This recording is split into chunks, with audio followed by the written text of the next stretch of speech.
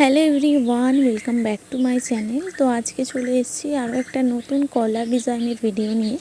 ভিডিওটা অবশ্যই মন দিয়ে দেখবেন, স্কিপ না করে। খুব সুন্দর ডিজাইন দেখাচ্ছি। তো এটা হচ্ছে আমার ফ্রন্ট পার্ট এবং নিচেরটা আমার ব্যাক পার্ট। ফ্রন্ট পার্টে আমার পুটটা রেখেছি 7.5 ইঞ্চি। একটু পুটটা বড় রাখতে হয় কলার ডিজাইন করতে গেলে। আজ আমি দেখাবো রাউন্ড কলার। তো গলার আমি চওড়াটা রেখেছি 3.5 ইঞ্চি, ওই 3 ইঞ্চি 2 সুত মতো। আর গলার লম্বাটাও রেখেছি 3.5 ইঞ্চি। এটা ব্যাক পার্টের গলার লম্বাটা রেখেছি 1 ইঞ্চি এবং চওড়াটা রেখেছি ওই 3 ইঞ্চি 2 সুত মতো। তো এখান থেকে একটা পটি কেটে নিয়েছি। এই পটিটা আমি অ্যাটাচ করব ডিজাইনের জন্য। তো তার জন্য এখানে একটা ডিজাইন করব, ভি ডিজাইন। গলাটা কিন্তু আমি সম্পূর্ণ কেটে নিয়েছি দুটো গলায়। এরপরে একটা এরকম কাপড় নেব এবং 1.25 ইঞ্চি মতো দাগ দেব। লম্বাটা আপনার ইচ্ছা মতো, আপনি কতটা নেক ডিপ করতে চান সেই অনুযায়ী দিতে হবে। তো আমি ওই 3 ইঞ্চি মতো নেকটা ডিপ করেছি, মানে প্রথমে 3 ইঞ্চি, এখন 3 ইঞ্চি, 6 ইঞ্চি। এরপর এইভাবে কেটে নিচ্ছি। এটা কিন্তু পেপার পেস্টিংয়ে কাটতে হবে। কেটে নিয়েছি, একটা কাপড়ে এটা অ্যাটাচও করে নিয়েছি। এই যে ভালো করে অ্যাটাচ করে মুড়ে নিয়েছি। এরপর এটা এখানে বসাবো, পটিটা রাখবো, মিডিল করে এটা বসাবো। মিডিল করে বসিয়ে নিয়ে এরপর ধার দিয়ে সেলাই দেবো। পেপার পেস্টিং উপরে কিন্তু সেলাই না যেন চাপে, সবসময় পেপার পেস্টিংয়ের ধার দিয়ে কিন্তু খুব লক্ষ্য রেখে সেলাই দিতে হবে। একদম ধার থেকে সেলাই দিয়ে দেব খুব ভালো করে।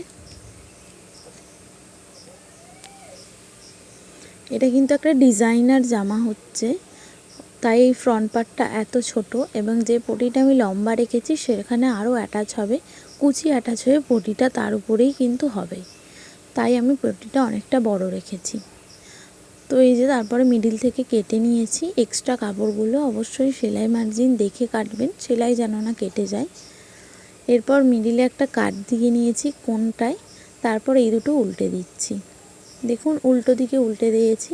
এরপর এর উপর থেকে একটা চাপ সেলাই দিয়ে নিয়েছি এবং পটি দুটো এবারে আমি মুড়ে নেব ধার থেকে। অল্প করে মুড়বো, কারণ নিচে আমাদের কুচির পোর্শন অ্যাটাচ করব, তাই অল্প করে অনেকটা ছেড়ে রেখেছি, মুড়েছি। এদিকেও মুড়ে নেব, ওই 2 ইঞ্চি মতো ছেড়ে মুড়ে নিচ্ছি। মুড়ে নিয়েছি। এরপর ব্যাক পার্টের সাথে ফ্রন্ট পার্টের কাঁধটা জুড়ে নেব। দুটো একসাথে অ্যাটাচ করে কাঁধটা খুব ভালোভাবে জুড়ে নিচ্ছি। অবশ্যই করে ডবল সেলাই দেবেন। ডবল সেলাই দিয়ে নিচ্ছি আমি। এরপর এই দুটোর আমি মিডিল বের করব। এইভাবে ধরে নিয়েছি, ধরে এইভাবে কিন্তু মিডিলটা মেপে নিতে হবে। মিডিল করে মেপে নিচ্ছি। ফিতে দিয়ে মেপে নিয়েছি, আমার 9 ইঞ্চি হয়েছে। তো একটা পেপার পেস্টিং নিয়ে নিয়েছি 2 ফোল্ড করে। ওখানে যেহেতু 9 ইঞ্চি হয়েছে, এখানে লম্বাটা আমি 1 ইঞ্চি কম নেব, 8 ইঞ্চি নেব। তো এখান থেকে আমি 8 ইঞ্চি নিয়েছি এবং একটা এইভাবে একটা লাইন কেটে দেবো।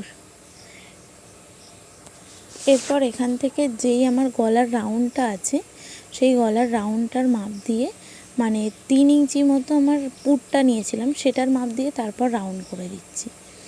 রাউন্ড করে এবার মেপে দেখে নেব 9 ইঞ্চি হচ্ছে কিনা। যেখানে 9 ইঞ্চি হবে সেখানেই আমি মার্কটা করে দেব এবং একটা মানে এইভাবে বাঁকাভাবে একটা লাইন কেটে নেব।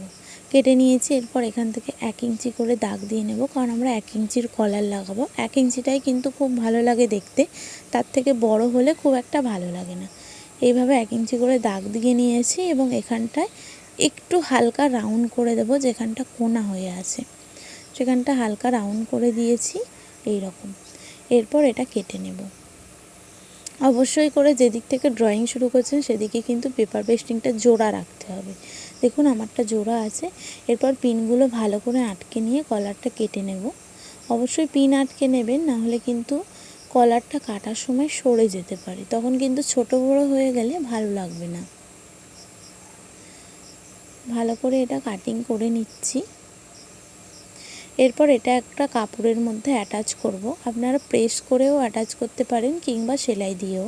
আমার যেহেতু প্রেস করা নেই, তাই আমি সেলাই দিয়ে অ্যাটাচ করে নেব। কলারটা প্রথমে আমি একটা কাপড়ের উপরে অ্যাটাচ করে নিয়েছি রেখে, তারপরে ফের একটা কাপড় নিয়েছি, নিয়ে এইভাবে অ্যাটাচ করে নিয়েছি তার উপরে রেখে, তাহলে ডবল হলো। এবং উপরের দিকে 1/2 ইঞ্চি রেখেছি কাপড় সেলাইয়ের জন্য অ্যাটাচ করে। এরপর 1/2 ইঞ্চি করে কাপড় রেখে আমি কেটে দিচ্ছি, মানে কেটে দিলাম। তারপরে কাট দিয়ে নিয়েছি যাতে কলারটা উল্টাতে আমাদের খুবই সুবিধা হয়। এরপর পুরো কলারটা উল্টে নিচ্ছি। উল্টে নিয়ে কলারের উপর দিয়ে একটা চাপ সেলাই দিয়ে নেব। খুব ভালো করে উল্টে দেবেন। যাদের প্রেস আছে উল্টানোর পর অবশ্যই এর উপরে প্রেস করবেন, তাহলে কিন্তু ফিনিশিংটা খুবই ভালো আসবে। এরপর চাপ সেলাই দিয়ে দেব।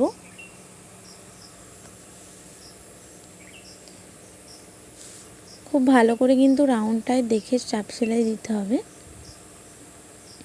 চাপ সেলাই দিয়ে নেওয়ার পর এই কলারটার আমরা মিডিলটা বার করে নেব, মানে কলারটা 2 ভাঁজ করব এবং যেখানে মিডিল হবে সেখানে আমরা দাগ দিয়ে দেব। দাগ দিয়ে নিয়েছি। এরপর জামাটা নেব এবং জামাটার ব্যাক পোর্শনেও আমি মিডিলটা দাগ দিয়ে নেব। এটা কিন্তু আমি উল্টো দিকে করছি, উল্টো দিক থেকেই কিন্তু কলারটা লাগাতে হবে। এইভাবে রাখবো এবং যে 1/2 ইঞ্চি কাপড় রেখেছিলাম সেটাই কিন্তু সেলাই দেবো। এইভাবে রেখে প্রথমে মিডিলটা আমি সেলাই করে নেব, কারণ মিডিল সেলাই করলে কিন্তু দুদিকে সেম হবে, কোনো দিকে ছোট বড় হবে না। আর অবশ্যই করে কিন্তু টেনে টেনে সেলাই করবেন না, আলতো হাতে সেলাই করতে হবে। এখান থেকে অবশ্যই সেলাই যখন শুরু করবেন তখন সেলাই লক করবেন এবং যখন এন্ড করবেন তখনও কিন্তু লক করতে হবে সেলাই।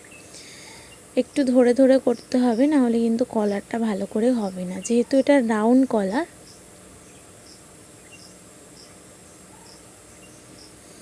এইভাবে পুরো কলারটা আমি সেলাই করে নেব।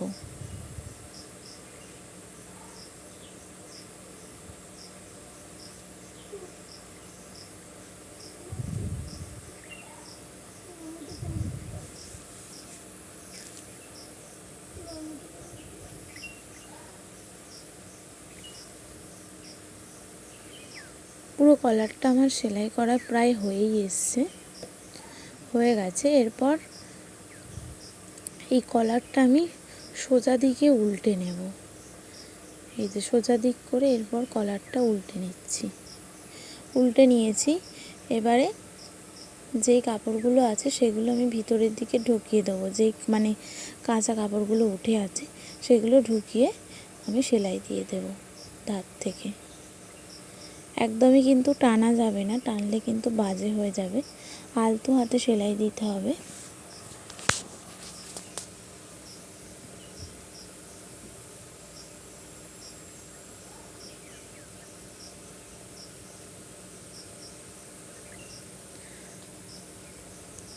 খুব ভালো করে কিন্তু সেলাইটা দিয়ে নিচ্ছি।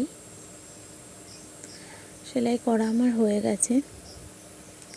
তো কলারের ভিডিওটা কেমন লাগলো জানিও। লাস্টের ফিনিশিংটা কিন্তু দারুণই এসেছিল। এই যে আমার কলার পুরো রেডি। এরপর যে জামাটা বানাচ্ছিলাম সেটা আমি পরে অ্যাটাচ করে নেব কলার। এরপর এই যে নিচের দিকটা আছে ওখানে 3টে বোতাম অ্যাটাচ করব, তাহলে কিন্তু লুকটা আরও খুব সুন্দর। ভিডিওটা কেমন লাগলো জানিও, ভালো লাগলে লাইক কমেন্ট শেয়ার করতে ভুলবেন না। দেখা হচ্ছে নেক্সট ভিডিওতে।